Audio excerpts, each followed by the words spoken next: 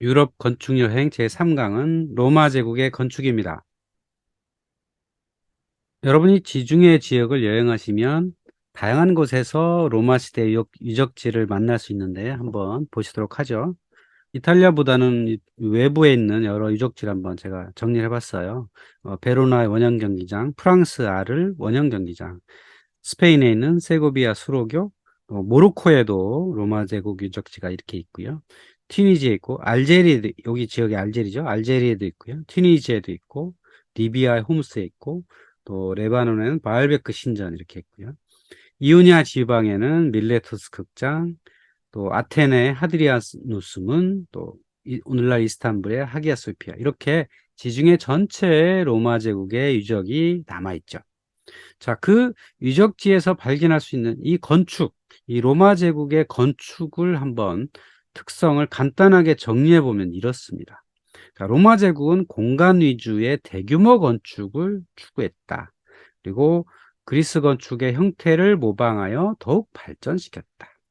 아치, 볼트, 돔 등 로마만의 건축 양식을 개발했습니다. 그리스의 오더의 특징과 비례가 변화되었다라고 하는 거고요. 복합식 오더가 사용되었다. 콘크리트의 사용으로 공간이 확장되었다. 자, 그리스에서는 기둥식 건축으로 공간이 별로 없었지만 로마 제국에서는 콘크리트를 대규모 사용함으로써 내부 공간이 확대되었다. 이렇게 볼 수가 있는데, 자, 그것을 좀 더 자세하게 들여다보면 이렇습니다. 자, 로마 제국 건축의 특징. 첫 번째는 대규모 공공건축을 했다고 하는 겁니다. 지중해 전체에 퍼져 있는 로마 제국 유적지의 공통점은 대규모 건축물이 남아있다는 겁니다. 자, 티투스의 개선문 또는 개선 아치, 베르나의 원형 극장, 원형 경기장, 또 가르강의 수로교 이렇게 로마 제국의 인물들은 이 제국을 통치할 수단 중에 하나로 대규모 공공건축이 성행했습니다. 로마가 출발했던 이탈리아 반도뿐만 아니라 여러 속주 지역에도 그 속주를 통치할 목적으로 이런 공공건축물들을 다양한 곳에 건설을 했다는 겁니다. 뭐 예를 들면 이탈리아 로마에 가면 포로 로마노라고 하는 관광의 중심지가 있어요. 여기를 로마 포럼, 로마 제국의 중심지라고 할 수 있죠. 자, 수도 로마의 중심에 인물들의 이름을 딴 포럼이 건축되었습니다. 아우구스투스 포럼, 카이사르 포럼, 트라이아누스 포럼 이런 포럼들이 만들어졌다고 하는 거고요. 또 황제들의 주거지가 있어요. 팔라티노 언덕입니다. 로마는 흔히 7개의 언덕에서 출발했다고 하거든요. 그 중에서 이름이 알려지고 유명한 데는 팔라티노 언덕, 제정시대의 황제들이 주로 거주했던 그 언덕 위에 궁전을 만들었던 그곳. 또 하나 유명한 곳은 카피톨리노 언덕이죠. 카피톨리노 언덕은 예로부터 신성한 공간이었어요. 그래서 신전이 많이 지어졌던 그런 곳이죠. 이렇게 황제들의 주거지를 대규모로 건축을 했다라고 하는 거고요. 키르쿠스 막시무스라고 하는 공간이 있죠. 흔히 키르쿠스에서 서커스라는 말이 탄생을 했는데 이걸 이제 원형 경기장이라고 할 수 있겠죠. 전차 경주가 주로 이루어졌던 그런 곳이죠.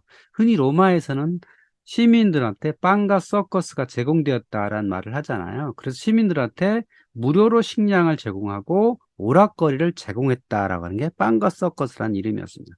서커스를 제공했던 그곳, 그 이름의 유래가 바로 키르쿠스 막시무스였던 겁니다. 그 복원도가 이렇습니다. 키르쿠스 막시무스가 재현도가 있습니다. 로마 제국 당시에는 이랬을 것이라고 하는 거죠. 이 오른쪽 위에 언덕이 팔라티노 언덕입니다. 이쪽이 바로 황궁이고 그 황궁 앞에 대규모 관람석이 있고 그 안에 이렇게 길게 원형으로 전차 경기장이 이렇게 만들어져 있었던 거죠. 그래서 무료로 밀을 배급하고 경기를 제공함으로써 시민들한테 서비스를 했다라고 하는 게 로마 제국의 특징 중에 하나였죠. 또 수없이 많은 다리가 건설되었습니다. 근데 그 중에서 오늘날까지도 현역으로 사용된 다리가 꽤 많습니다. 뭐 예를 들면 여기 브릿지 오브 티베리우스 다리가 리미니라는 도시에 있는데요. 리미니는 이탈리아 북쪽의 아드리아만에 연한 항구 도시인데 거기에 지금 티베리우스 다리가 있는데 오늘날에도 사용이 됩니다. 승용차 같은 것도 지나도 상관이 없대. 물론 지금은 이제 지나다니지 못하지만 사람만 다니는 인도교지만 그래도 여전히 현역으로 사용되고 있고요. 여기 왼쪽에 보면 알칸타라 다리가 있죠. 스페인에 있습니다. 알칸타라는 스페인 말로 다리라는 뜻입니다. 교량이라는 뜻이에요. 그래서 지금도 이렇게 멀쩡하게 현역으로 사용되었죠. 로마 제국 전역에 건설된 공공시설물은 로마 제국이 멸망한 이후에도 오랫동안 사용되었습니다. 또 로마에 가보면 산탄젤로 성이라고 있죠. 세인트 안젤로 성이라는 이름인데요. 천사의 성 이런 뜻입니다. 이 성에서 천사가 나왔기 때문에 천사의 성이라고 불려졌지만 본래는 하드리아누스 황제가 지은 가족묘였습니다.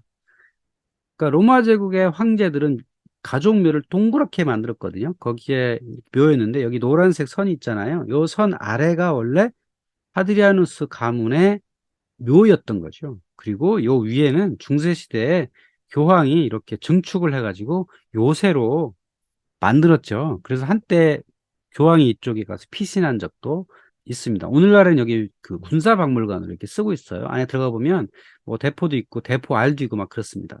그러니까 과거에 중세시대에 여기를 요새로 썼기 때문에 그런 흔적이 지금도 남아 있는 거죠. 하지만 고대 로마 제국 시절에는 영묘로 이렇게 지어졌다라고 하는 거고요.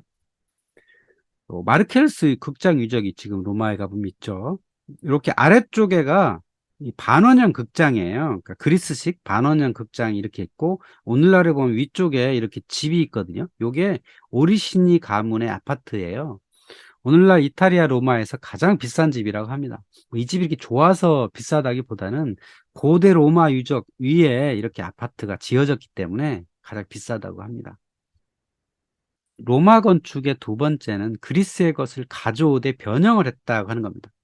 여기 보면 티베리우스 황제가 세운 개선 아치입니다. 이 개선 아치의 특징은 아치가 세 개죠. 가운데에 좀 높은 문이 있고 좌우측에 또 문이 있습니다. 자, 그리스의 것을 가져온 게 어떤 거죠? 여기 페디먼트가 있죠. 삼각형 페디먼트가 그리스 신전에서 가져온 것이다.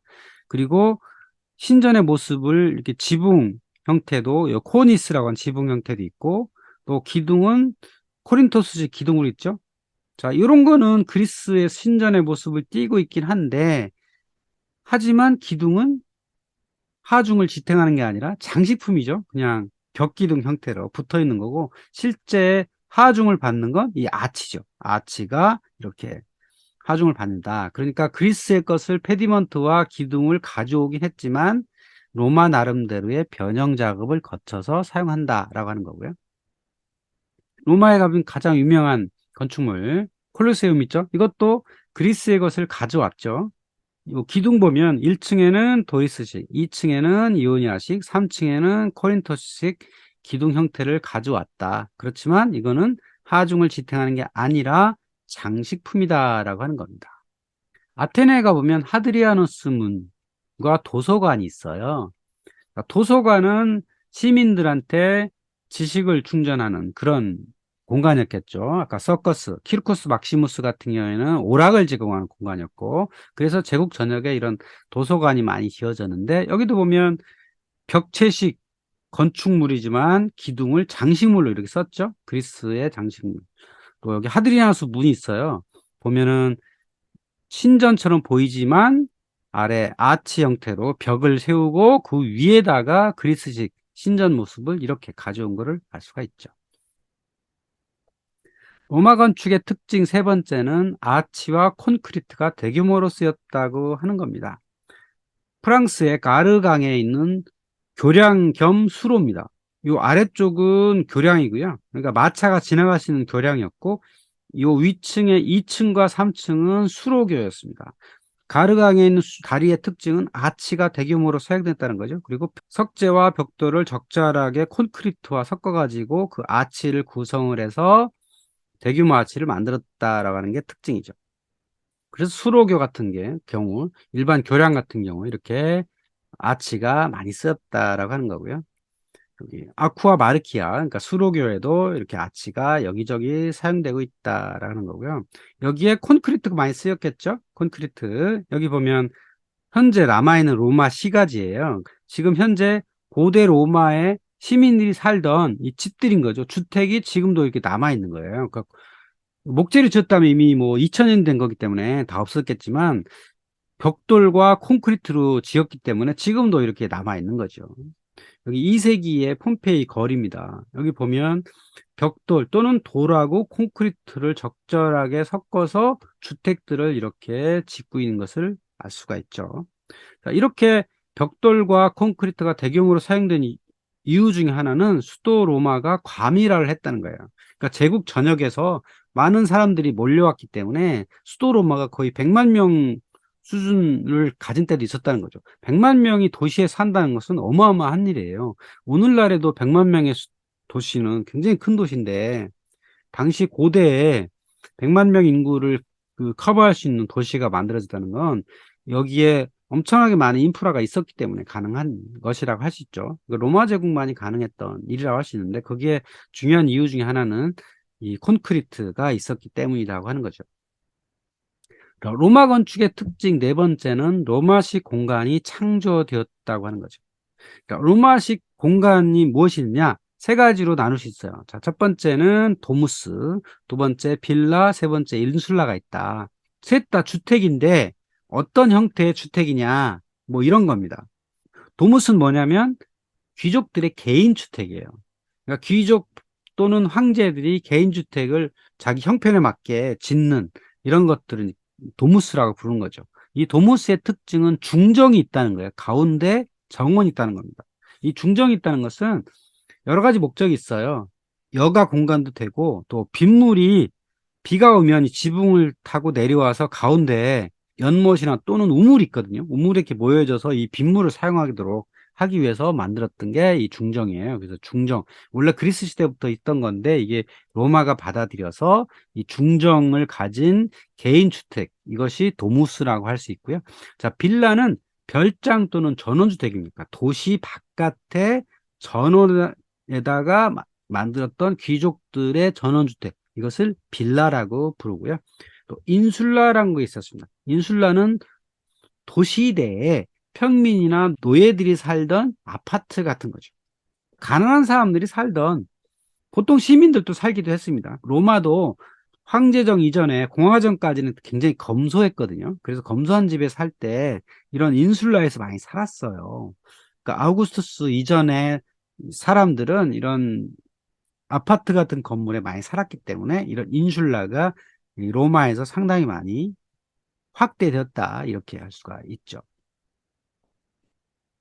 로마 건축의 특징 다섯 번째는 컴포지트식 오더의 사용입니다. 그리스에서 시작된 오더, 자, 오더라는 게 기둥 플러스 요 위에 있는 체계를 오더라고 하거든요. 그리스에서는 세 가지가 있었죠. 도리스식, 이오니아식, 코린트식이 있었죠. 그래서 도리스식은 주두가 간단하고 주추가 없다. 이오니아식은 주두가 양머리, 볼루트라고 하는 게 있었고 주추가 있다. 그리고 도리스식에 비해서 훨씬 더 날씬하다. 자, 코린트식은 주추에 아칸서스 입모양을 한 주두를 했다. 이게 이제 그리스 시대에 사용된 거라면 로마 시대에서는 두 가지가 더 추가됩니다. 하나는 그러니까 투스카냐식, 그러니까 토스카나 오더 양식이 하나가 돼 있고 또 컴포지트가 있습니다. 복합 양식이 있다는 거죠. 자, 주두, 기둥머리는 코린토식 플러스 이오니아식을 겸했다. 그리고 그 위에는 이오니아식 또는 코린토식 아키트레이브, 요 위에를 이렇게 구성을 했다라고 하는 게 컴포지트식이라 하는 거죠. 혼합식이다, 이렇게 볼 수가 있겠습니다.